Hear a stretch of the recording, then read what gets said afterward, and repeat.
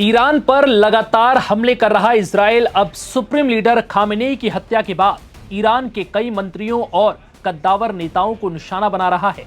हाल ही में ईरान के national security council के प्रमुख अली लारिजानी को मौत के घाट उतारने के बाद अब इजराइल ने ईरान के इंटेलिजेंस मंत्री इस्माइल खातिब को भी मार गिराने का दावा किया। इजराइल के रक्षा मंत्री इजराइल कैट्स ने इसकी पुष्टि की। हालांकि इजराइल डिफेंस फोर्सेस ने अभी तक स्ट्राइक कंफर्म करने वाला कोई बयान जारी नहीं किया।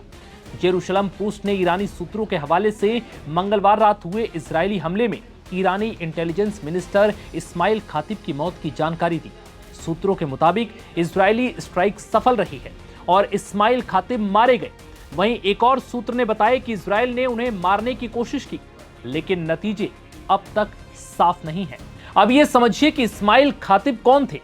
इस्माइल खातिब ईरान सरकार में इंटेलिजेंस मिनिस्टर थे। उनकी नियुक्ति ईरान के पूर्व राष्ट्रपति इब्राहिम रईसी के साथ हुई थी, जब रईसी एक हेलीकॉप्टर हादसे में मारे गए और फिर मसूद पेजिशकियान उनकी जगह ईरान के नए राष्ट्रपति बने। उस वक्त भी इस्माइल खातिब इंटेलिजेंस मिनिस्टर थे। हालांकि उस वक्त हर कोई हैरान था, क्योंकि ईरान में यह परंपरा रही है कि ईरान का नया राष्ट्रपति शीर्ष मंत्रियों की जगह अपने करीबी लोगों को नियुक्त करता है। लेकिन इस्माइल खातिब के साथ ऐसा कुछ नहीं हुआ।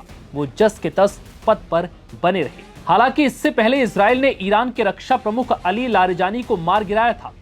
इजरायली प्रधानमंत्री नेतन्याहू ने लारिजानी को गुंडों का सरगना बताया था। तो वहीं लारिजानी की मौत के बाद गुस्साए ईरान ने इजराइल पर क्लस्टर बम बरसाए थे।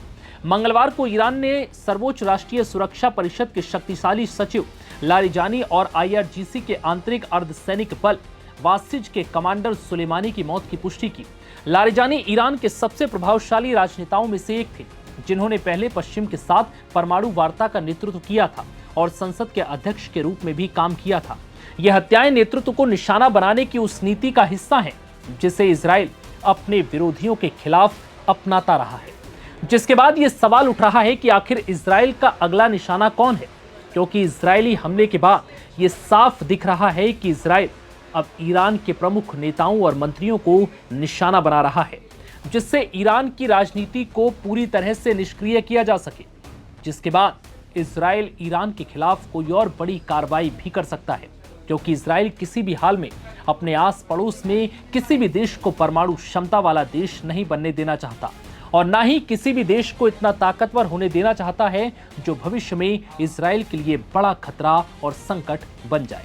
हालांकि इजराइल, अमेरिका और ईरान जंग के बीच भारत ने ईरान को मेडिकल सहायता भेजी है।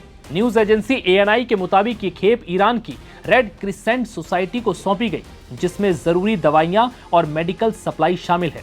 भारत में ईरान के दूतावास ने इस सहायता के लिए भारतीय लोगों का आभार जताया। दूतावास ने कहा कि ये मदद सफलतापूर्वक पहुंचा दी गई और इससे भारत के लोगों की ओर से मिला सहयोग बताया। फिलहाल इस वीडियो में इतना ही। इजाजत दीजिए। नमस्कार।